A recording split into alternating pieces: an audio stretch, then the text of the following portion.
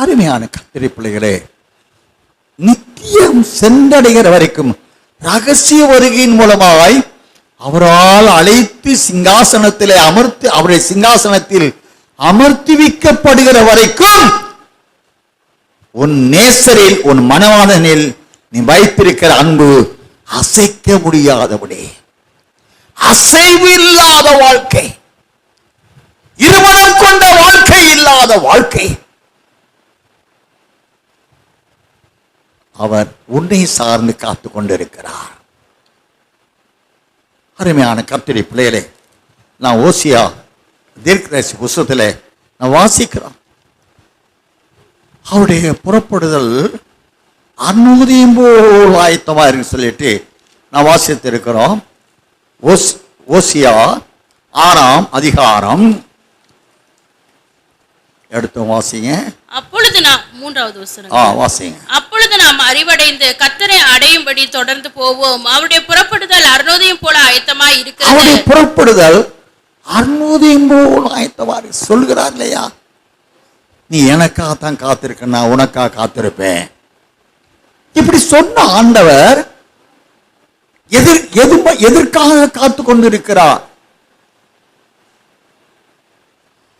அவர் புறப்பட்டுட்டார்னா, அவர் புறப்பட வேண்டும் என்றால் அப்போஸ்தலர் நடவடிக்கை புத்தகம் 3ஆம் அதிகாரம் 21ஆம் வசனத்தின்படி எல்லா மோசே முதற்கொண்டு சகல தீர்க்கதரிசிகளால் உரைக்கப்பட்ட தீர்க்க தரிசனங்கள் எல்லாம் நிறைவேறி தீரு மட்டும் அவர் சீயோனிலே அமர்ந்திருக்க வேண்டியது.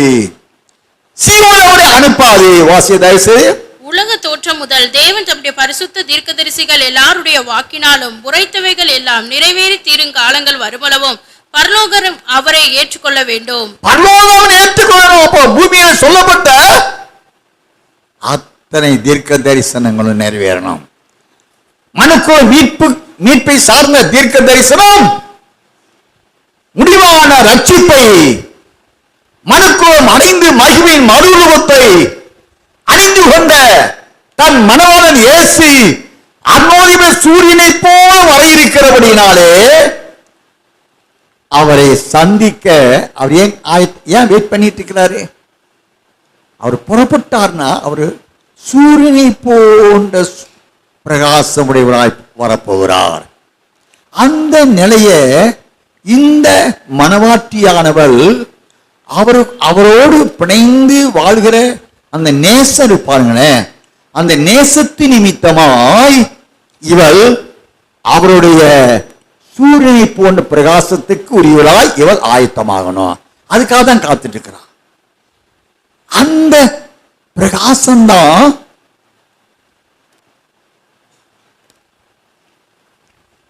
அது எல்லாருக்குரிய பிரகாசம் என்று வேதம் சொல்லல. உலக தோற்றத்திற்கு முன்பாகவே அருமை இரட்சகர் அவருக்குரியவர்களுக்கென்று முன் அறிந்து வாக்குத்தத்தம் பண்ணப்பட்டவர்கள். 2 தீமோத்தேயு 2ஆம் அதிகாரம் 10ஆம் வாசியங்கள் தயவு செய்து. ஆகையால் தெரிந்து கொள்ளப்பட்டவர்கள் கிறிஸ்து இயேசுவினால் உண்டான ரட்சிப்பை நித்திய மகிமையோட பெற்றுக்கொள்ளும்படி சகலத்தையும் அவர்கள் நிமித்தமாக சகிக்கிறேன். அருமையான கர்த்தருடைய பிள்ளைகளே, யாருக்குத்தான் அந்த முடிவான ரட்சிப்பு கிடைக்கும் சொன்னா, தெரிந்து கொள்ளப்பட்டவர்கள் கிறிஸ்து இயேசுவினால் உண்டான ரட்சிப்பை நித்திய மகிமையோடு பெற்றுக்கொள்ளும்படி சகலத்தையும் அவர்கள் நிமித்தமா சகிக்கிறேன். அப்போ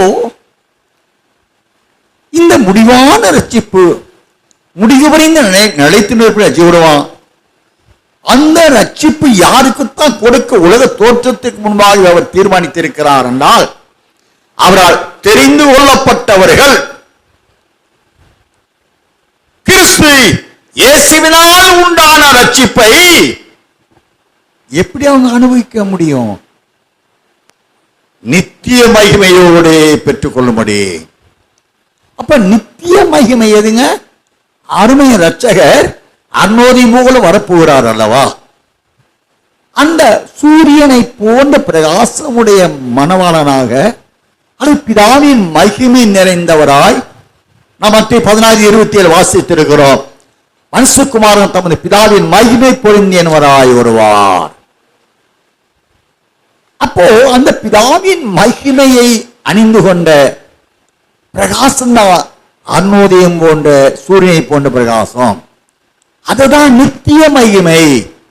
அந்த நித்திய மகிமையோடு இந்த முடிவான ரட்சிப்பை அடைந்து கொண்டவங்க ஏசப்பாவால் சேர்த்துக் கொள்ளப்படுவாங்க. இது எல்லாருக்கும் கிடைக்க போறதல்ல.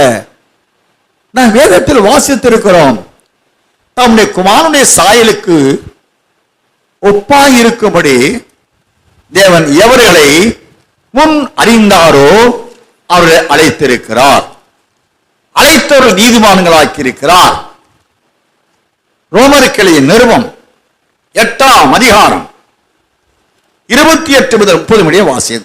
அன்றியும் அவருடைய தீர்மானத்தின்படி அழைக்கப்பட்டவர்களாய் தேவனிடத்தில் அன்பு கூறுகிறவர்களுக்கு சகலமும் நன்மைக்கு ஏதுவாக நடக்கிறது என்று அறிந்திருக்கிறோம்.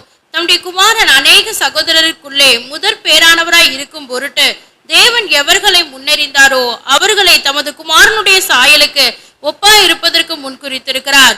எவர்களை முன்குறித்தாரோ அவர்களை அழைத்தும் இருக்கிறார். எவர்களை அழைத்தாரோ அவர்களை நீதிமான்கள் ஆக்கியும் இருக்கிறார். எவர்களை நீதிமான்கள் ஆக்கினாரோ அவர்களை மகிமைப்படுத்தியும் இருக்கிறார். அருமையான கர்த்தருடைய பிள்ளைகளே, தம்முடைய குமாரன் அநேக சகோதரருக்குள்ளே முதற் பேரானவராய் இருக்கும் பொருட்டு, அப்போ அவருடைய குமாரன் இயேசுவுக்கு சகோதரர் உண்டு. எபிரேயர் நிருபத்தில் வாசித்திருக்கிறோம். என் சகோதரன் நடுவே சபைக்கு சாட்சி கொடுப்பெல்லாம் சொல்றாரு. நம்முடைய சகோதரருக்கு ஏற்றபடி அவரும் மாம்சத்தில் வெளிப்பட்டான்னு வாசிக்கிறோம். அப்போ ஏசப்பாவுடைய அவருக்கு சகோதரர்களாக இருக்கும்படி அது எப்படி தன் பிதாவுடைய மகிமை பொருந்தினவராய் அவர் அனுப்பப்பட்டாரோ அதை போல பூமியிலே வாழுகிற அநேகமான அவருடைய சகோதரர்கள் அவருடைய சாயலுக்கு ஒப்பானவர்கள். அதான் சொல்றாரு ரோமர் 8:29. நம்முடைய குமாரன் அநேக சகோதரருக்குள்ளே முதற் பேரானவராய் இருக்க மாட்டோம். அப்ப எல்லாரும் ஒரு சேர ஒரே சாயல். எப்படி 12 சீசர்களும் ஒரே சாயல் இருந்தபடியால்தான் இயேசுவானவர் யார் என்பதை ரோம போர் வீரர்களுக்கு காட்டிக் கொடுக்க ஒரு யூதாஸ்காரி தேவைப்பட்டான். ஒவ்வொருடைய சாயலும் வெவ்வேறா இருந்துச்சுன்னு வச்சுக்கல, இவர்தான் இயேசு காட்டி கொடுக்க ஆள் தேவையில்லை. அதுபோல எடுத்துக்கொள்ளப்படுதலிலும் தேவனுடைய மகிமையை நாம் 30 வாசிக்கிறோம்.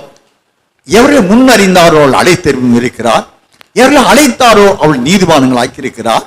எவர்களை நீதிமான்கள் ஆக்கினார் அவர்களை மகிமைப்படுத்தியும் இருக்கிறார். பிதாவாகிய தேவனுடைய முன் அறிவின்படி எவர்கள் தன் குமாரனுடைய சாயலுக்கு ஒப்பானவர்களாக அந்த சாயலை அணிந்து கொண்ட குமாரனா இயேசு அவருடைய மனவாட்டிய நீதிமான்கள் எல்லாரும் ஒரே சாயலுடையவர்களாக இருக்கிறார்கள்.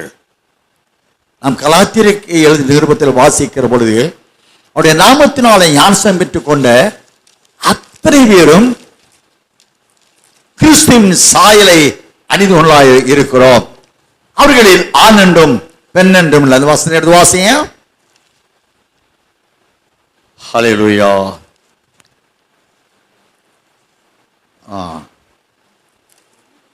அவருடைய நாம கலாத்தியர் 3ஆம் அதிகாரம் 27 வாசிங்க. ஏனெனில் உங்களில் கிறிஸ்துவுக்குள்ளாக ஞானஸ்நானம் பெற்றவர்கள் எத்தனை பேரோ அத்தனை பேரும் கிறிஸ்துவை தரித்துக் கொண்டீர்களே. யூதன் என்றும் கிரேக்கன் என்றும் இல்லை, அடிமை என்றும் சுயாதீனன் என்றும் இல்லை, ஆண் என்றும் பெண் என்றும் இல்லை, நீங்கள் எல்லாரும் கிறிஸ்து இயேசுவுக்குள் ஒன்றாய் இருக்கிறீர்கள். எல்லாரும் இயேசுக்கு ஒன்றாய் இருக்கிறீர்கள். ஏன்னா பிதாவுடைய மகிமை குமாரனுக்கு கொடுக்கப்பட்டாயிற்று. குமாரனுடைய மகிமையை அவருக்கு சகோதரர்களாக இருக்கும்படி தேவன் எவர்களை உலக தோற்றத்துக்கு முன்பாக முன் அறியப்பட்டவர்களோ அவர்களுக்கு குமாரன் மூலமா இந்த மகிமை கிடைக்கப்படுகிறது. நான் வாசித்திருக்கிறோம் யோவான் சுவிசேஷம் 17ஆம் அதிகாரம் 24ஆம் வசனத்திலே, நீர் எனக்கு தந்தவர்கள் நான் எங்கே இருக்கிறேனோ அங்கே என்னோடு அவர்கள் கூட இருக்கும்படி நீர் எனக்கு தந்த மகிமை நான் அவர்களுக்கு கொடுத்தேன். வாசிங்க. பிதாவே, உலக தோற்றத்திற்கு முன் நீர் என்னில் அன்பாயிருந்தபடியினால் நீர் எனக்கு தந்த என்னுடைய மகிமையை நீர் எனக்கு தந்தவர்கள் காணும்படியாக நான் எங்கே இருக்கிறேனோ அங்கே அவர்களும் என்னுடனே கூட இருக்க விரும்புகிறேன். அப்படி இருந்தால் அருமையான கர்த்தர் இப்படி ஆதிக்கிற மன்னனே, உன் மனவாளன் இயேசு வரப் போகிறார். அவர் சொல்கிறார், நீ எனக்காக காத்திரு, நான் உனக்காக காத்திருப்பேன்.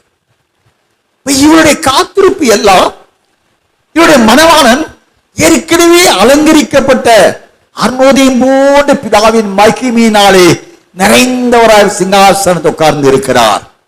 எப்போ என் நீதிமான்கள், என் சகோதரர்கள், என் நேசத்துக்குரிய நேசமானவர்கள், என்னுடைய பிள்ளைகள், என் நாமத்தினாலே சாத்தானை உலகத்தை ஜெயித்தவர்கள், என் மகிமையை அணிந்து கொண்டவர்கள், அவர்கள் அருணோதயம் போல என் மகிமையை சூரியனை அணிந்து கொண்டிருக்கிற என்னை போல அவர்களும் சூரியனை அணிந்து கொண்ட நிலை எப்பொழுது வரும் என்று அவர் காத்து கொண்டே இருக்கிறார்.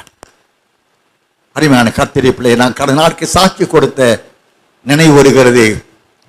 சில மாதங்களுக்கு முன்பாக நான் அது அவ்வாறு மனாலா பூமியில் எந்த மனுஷனும் பொய்யனா இருக்கிறானே ஆண்டவரே, எந்த மனுஷனும் மாய்மானமானவனாய் இருக்கிறான் ஆண்டவரே, நிர்வாரும் சபையில் உள்ளவர்களை எவர்கள் நீதிமானங்களோ அவர்களையும் அடிமை சேர்த்துக் கொள்வாங்கப்பா என்று கண்ணீரோடு கதறினேன். அப்பா சொன்னாங்க, ரொம்ப நேரம் பதிலை சொல்லலைங்க. இந்த அனுபவம் எப்போ கிடைக்கும் தெரியுங்களா? முதலாம் ஜாமத்தில். முதலாம் ஜாமம்னா நடுராத்திரி, மிட் நைட் 12 முதல் 2:15 மணி வரைக்கும். அதான் முதலாம் ஜாமம். கர்த்தரோடு உறவாட விரும்புகிற ஆவிக்குரிய மண்டலத்தில் உள்ள பிள்ளைகள், மனவாட்டி சபையில் பிள்ளைகள், மனவனை இயேசுவோடு பேசணும், உறவாடணும், அவர் சத்தத்தை நீங்க கேட்கணும். உங்களோட சத்தத்தை அவர் கேட்கணும்னா முதலாம் ஜாமத்தில் விழித்தெரிஞ்சோம் பண்ணுங்க. அப்பான்னு சொன்னாரு, வா வா என்று கூப்பிடுறியே, நான் வர்றேன். நான் வந்தா யாரை சேர்த்துக்கொள்ள? கர்த்தருடைய பிள்ளையே, அவர் மகிமை பொருந்தினவராய் சூரிய போன்ற பிதாவுடைய மகிமை அணிந்து கொண்ட ராஜாவாய் அவர் ஆயத்தமாய் உட்கார்ந்திருக்கிறார் சிங்காசனத்திலே. எதற்காக?